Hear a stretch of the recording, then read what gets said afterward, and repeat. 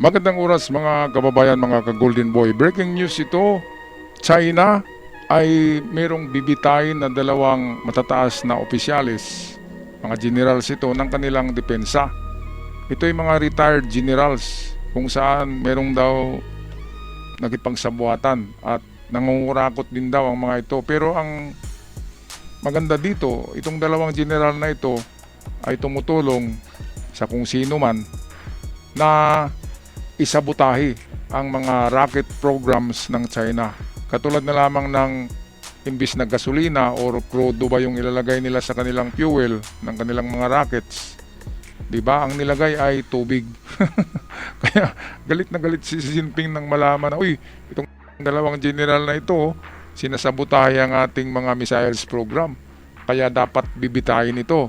Kaya ito, pakinggan natin video courtesy ng ating ka-vlogger na si John Reps. Ating panoorin. Ang Chinese Defense Minister hinatulan ng kamataya noong ikapito ng Mayo taong kasalukuyan. Ang isang military court sa China ay nagbigay ng death sentence sa dalawang dating Chinese Defense Minister na si General Wei Fenghe. Siya ay naging Defense Minister ng China taong 2018 hanggang taong 2023. Si General Li Shangfu ay dating Defense Minister ng China ng taong 2023. Sila ay guilty sa pagbibigay at pagtanggap ng malalaking suhol. Kapwa sila dating miyembro ng Central Military Commission, ang pinakamataas na kinatawan ng Ayan, militar so ng mataas pala China. ito ng mga ranggo sa defense ng China. Kaya kung bibitayin ito ni Xi Jinping, ay siguradong magagalit yung mga followers nito. Siyempre, merong mga tauhan ito na mga loyal sa kanila at baka magkaroon pa ng kudita, di ba? Revolusyon ng military sa China kapag bibitayin tong dalawang general na ito. Matataas ang ranggo eh. Kaya mukhang mali yung gagawin ni Xi Jinping na yan, na bibitayin. Kapag binita yan, talagang merong uprising na mangyayari. At isa pa mga kababayan, yung nangyari sa Hormuz kahapon, na ang Chinese oil tanker ay binira ng IRGC. Sinunog, pinasabog ng IRGC Navy. Navy daw, kahit na wala nang barko, Navy pa rin eh. Ang Chinese oil tanker mismo. Kaya yung spokesperson ng China ay nagpahayag na galit sila sa ginawa ng IRGC. Pero wala wala silang magawa eh. Hindi sila kikilos against Iran. Kasi ang Iran ay diyan sila kumukuha ng langis sa Iran na mura. Kaya nga mabait talaga ang China sa Iran.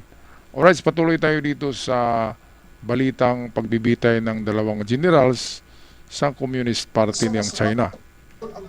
Sama sa ang pagtanggal ng lahat ng political rights habang buhay at pagkumpiska ng lahat ng kanilang ari-arian. Ito ay bahagi ng patuloy na malawakang anti-corruption purge ni President Xi Jinping. Sa loob ng People's Liberation Army, maraming matataas na general, lalong-lalo na sa Rocket Force, ang inalis, tinanggal dahil sa malawakang korupsyon. Isa na dito ang balitang lumabas na maraming Chinese missile silos sa Western China ang punong-puno ng tubig na dapat sana ay mga rocket fuel. Malaking problema ng Iran, nagsimula na, langis itinatapon na ng Iran sa baybayin dahil sa wala na itong mapaglalagyan pa, walang barkong makapasok sa mga pantalan ng Iran. Ayan, so yan na yung epekto ng blockade ni Donald Trump, di ba mga kababayan? Punong-puno na yung mga tangke na malalaki doon sa sa Kharg Island.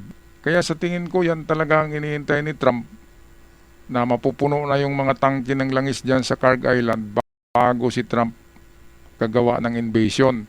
Invasion sa Kharg Island, matagal na yan na plano ni Trump.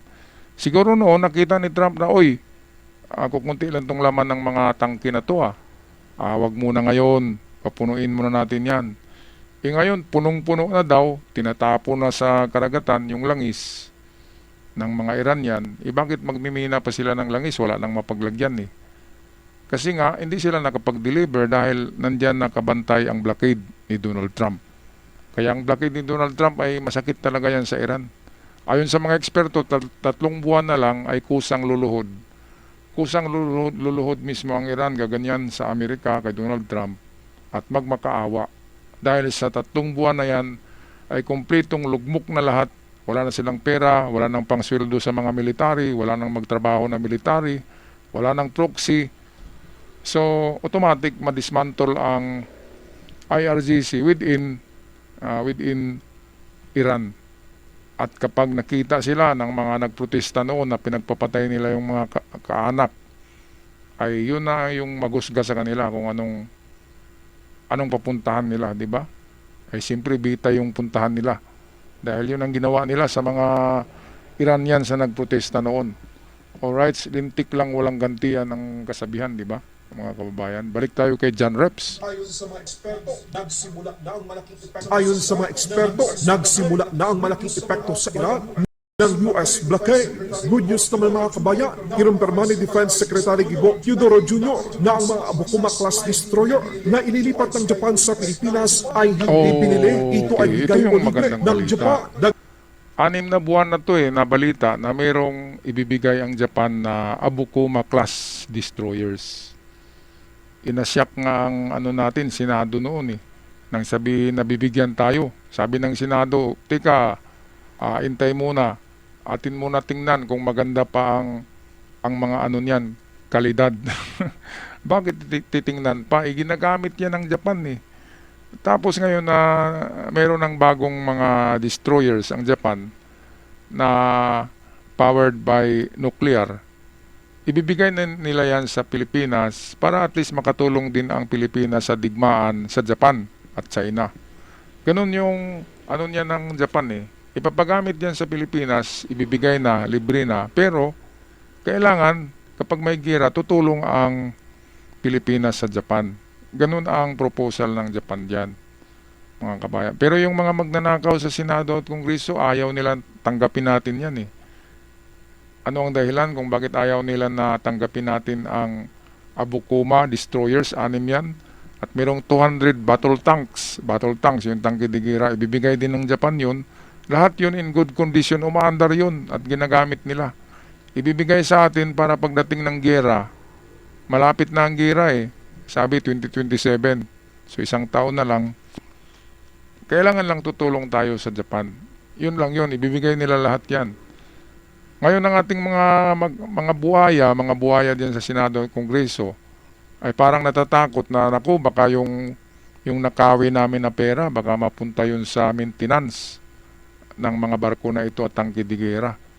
Yun ang kinakatakutan ng mga buhaya sa Senado at Kongreso na naku yung ating nanakawin sana baka igastos yan sa maintenance kasi napakagastos mag-maintain ng ganyang kalalaking mga barko at mga tangke de guerra, mga kababayan. Kung hindi lang talaga ninanakaw ang ating pera ng mga magnanakaw, meron talaga tayong pamintain at pambili ng mga armas, mga kababayan. Alright, balik tayo sa balita. Dagpan ng kalihim, meron tayong mga gustong bilhin na kagamitang pangdepensa. Dagpan ng kalihim, meron tayong mga gustong bilhin na kagamitang pangdepensa sa Japan. Halimbawa, tulad ng kanilang mga tangke, missile system at maging mga fighter jets. Ito ay mas mapapadali dahil binago ng Japan ang kanilang mga patakaran pagdating sa pag-export ng mga lethal weapons.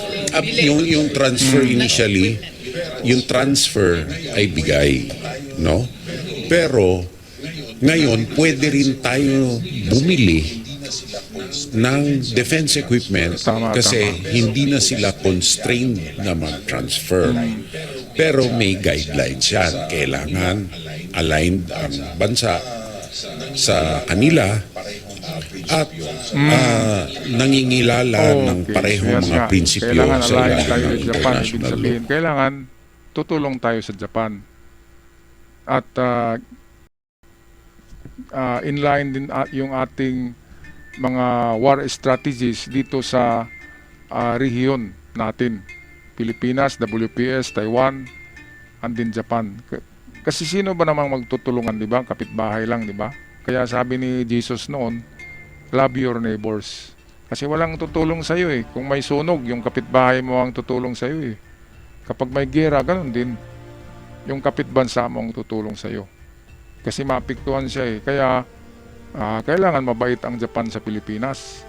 Ang Pilipinas naman gustong gusto yung ibibigay lang pero naku, paano natin yun i-maintain, di ba? Mahal ng langis ngayon dahil ninanakaw natin ang pera ng Pilipinas. Yun ang kinakatakutan ng ating mambabatas Yung meron tayong i-maintain na malaking maintenance na mga kagamitan dahil nga kukunti na lang yung manakaw nila. Alright, anong masasabi nyo dito mga kabayan? Napakagandang balita ito. 6 na Abukuma destroyers ng Japan, 200 tanks. Malalaki ito, main battle tanks ibibigay lang sa Pilipinas. Libre, basta lang align tayo with Japan. Alright, anong masasabi? Pag-comment sa ating comment section at ako'y magpapaalam na. Maraming salamat sa lahat at sa mga bago pa lamang ngayon nag-subscribe. Maraming salamat. Malaking tulong yan para sa paglago ng ating channel. Hanggang sa muli. Paalam at ingat ang lahat.